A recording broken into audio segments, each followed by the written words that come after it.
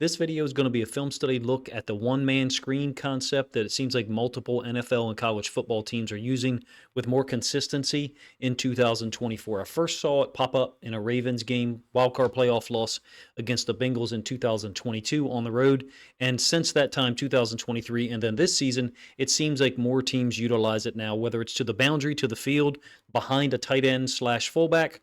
As we get later in the video, I'll show you some more creative usages of it by the Seattle Seahawks and the Kansas City Chiefs in particular, whereby the running back is kind of led out into the flats by a wide receiver out of an 11 personnel grouping. Let's get the film started here, and I will have mostly Ravens film, to be honest with you, because I'm a Ravens fan and content creator first and foremost. But this is what I mean by the running back, and in this case, a fullback leading out into the flats along with two eligible receivers to that side of the field. Now, look, there's no home run balls hit in this video and the plays that I have, illustrated to show you. This is a gain of 6 yards by Ezekiel Elliott in the Ravens win down in Dallas earlier in the season. There is nobody releasing here as part of the screen element. You do have what looks like the right tackle pushing the edge defender in, and then as the ball is thrown, now releasing downfield. But it doesn't look like a typical screen. Why? Because there's actually pass routes that are going beyond the line of scrimmage, so none of those linemen can go downfield, even though the ball is caught behind the line of scrimmage. This is a one-man screen that's part of an actual pass concept. Now, in this case, it's Pat Ricard leading up to the top side for Derrick Henry. But you also notice you've got two routes by tight ends. It's 22 personnel. And in this case, it happens to be a completion to Charlie Kolar for 7 yards. It's not always fullback / tight end types leading out into the flats. Just so you know, I'll show you some examples later on that kind of illustrate that. But you do have one wide receiver on the field here. Lamar's not looking over there. The read side is these short. I think they kind of messed this up to me between Likely and Kolar.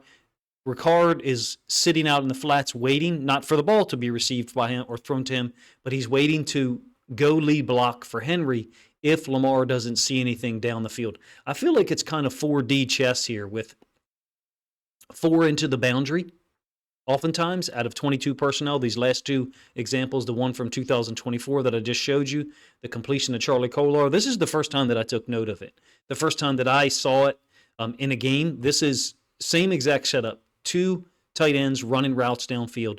Pat Ricard leading, in this case, J.K. Dobbins, into the boundary to the right flats, and he makes some magic happen. This is, of course, the Ravens' wildcard playoff loss against the Bengals in 2022 on the road when Sam Hubbard picked up the fumble in the jungle and took it 99 yards for the game-winning touchdown, 24-17. What I really like about it is whether it's 22 personnel, 21, or 11, is the teams that are using it into the boundary.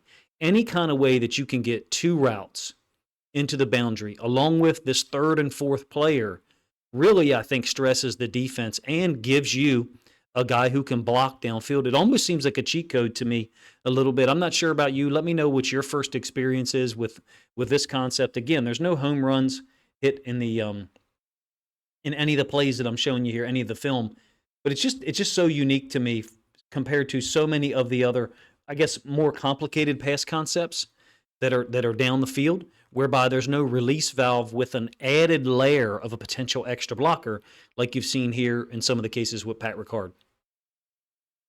One more from the Ravens film, and then we'll transition to the rest of the NFL so you can see how many guys are getting this accomplished. So this is 12 personnel. You've got Likely and Andrews to one side.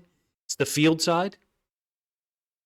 Likely's going to loop to the outside. Routes being run, short snag type concept where Zay Flowers, I think, falls down or gets knocked down. Ends up being a completion behind the line of scrimmage, the one-man screen element to Justice Hill. Likely is the lead blocker, so all Justice Hill's got to do is make one guy miss, and he's got some yards there. I think it ends up being a 6 or a 7 yard gain up to the field side, the difference here being that it's not down into the boundary. When I say field side, ball's on the right hash, so this is the boundary. The field wide side is over here, which is, of course, where this one's going to be thrown. The left-hand side of the offense, the right-hand side of our screen. Like I said, it's a short gain to Justice Hill in week 1. The safe play concept, I would almost say, in an earlier video that I put out Tuesday, I called it a little bit like an extension of the run game out to the outside. Chiefs Similar setup, 13 personnel, running back on the same side.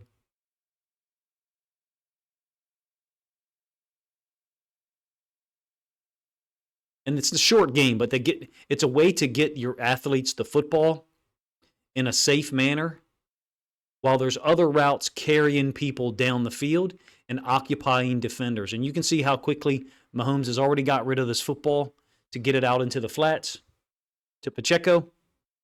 Again, it's only a 1-yard gain. I think that's Davis Gaither on the tackle. The Packers utilized it a lot this year in 2024, whether it was with Love playing quarterback or Malik Willis. In this case, it's to the top side out of 11 personnel, which I think is unique. When I say the top side, it's field and then the boundary down here. So I wonder about the usage of it out of 11 personnel groupings, whereby you get the nickel to the field and you kind of pretty much know who your tight end is going to have to block. Look at what we've got here from a line of scrimmage standpoint. Tight end well-trained, reacting patiently. In this case, it's a completion to Jacobs for 5 yards out to the field. I mean, the Houston Texans have a very fast defense. I just love the concept because it gives quarterbacks a quick release valve and or can be used as a pseudo fake pass play, meaning sometimes I suspect that on these routes, they're actually not asking the quarterback to read anything. They're just telling him, make it look like you're going to throw the football down the field to either one of these routes that are there, either one of the two routes, and then essentially throw it to the one-man screen. Get the running back the football, get him the option. This is another one-man screen by the Packers. Ends up being, I believe, a penalty on the Packers offensive lineman. This is Wilson.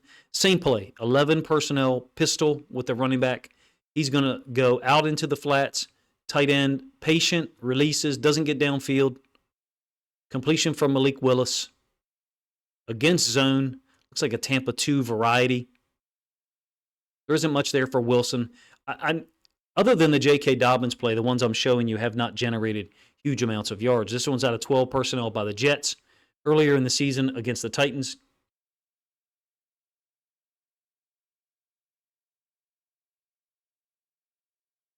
And you can see similar route concepts here. One short, and then one looks like it could be possibly a smash corner vertical type. Completion underneath, they're able to get close to the first down.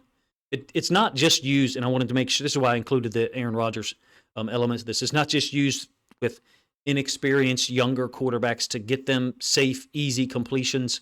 It can be used for anybody, and in fact, I had 16 iterations of this with a cross-section of multiple quarterbacks being used here. You have Geno Smith, and what I really like about this one and the last couple that I'll show you is they're using a wide receiver to get it accomplished. So in this case, it's JSN. The completion is going to be to Charbonnet. I think it's a 7 or an 8-yard gain. Tight end, little short snag route. Lockett, not very deep. Again, this is a first and 10 from the negative 27. It's not like these routes are being run very deep. They're just occupying defenders and then giving the running back an opportunity, basically an extended toss play, if you will, adding flavor to an offense. This one is probably my favorite, even though it does not result in a touchdown. It's my favorite because it's 11 personnel, number one. Number two, they've motioned across the defense, they being the Chiefs.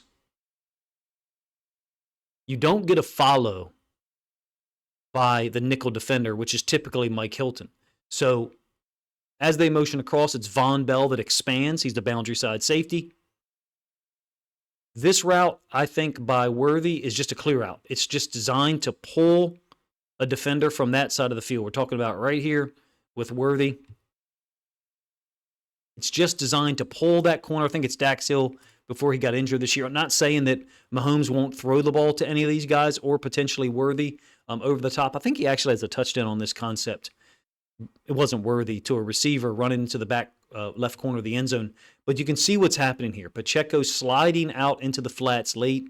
It's Sky Moore in front. It doesn't end up in a touchdown. In fact, I think it's only a 1-yard gain. The Bengals play really good defense in their game against the Chiefs this year, clearly. They went kind of back in time, if you will, to play in solid, structurally consistent defense, geometrically consistent defense, if you will, making the Chiefs have to execute up and down the length of the field. They were undone, obviously, by some unfortunate penalties late in the game that aided the Chiefs. I love the one-man screen concept. There's nothing here that I showed you that's revolutionary.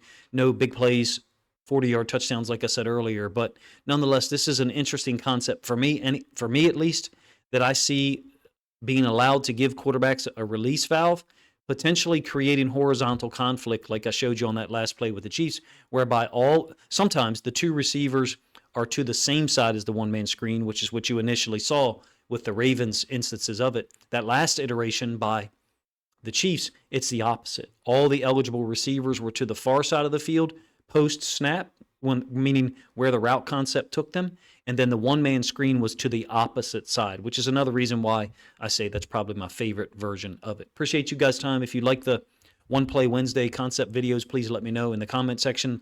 Likes and comments drive the content to be pushed out to larger audiences and gain more views / revenue for those of us that create content. So if you'd like to see this pushed out to a larger audience and the boost, if you will, of the viewership of this video, either like, comment, or consider grabbing a link to this video, sharing it out on social media to help this video get more reach. Appreciate you guys' time.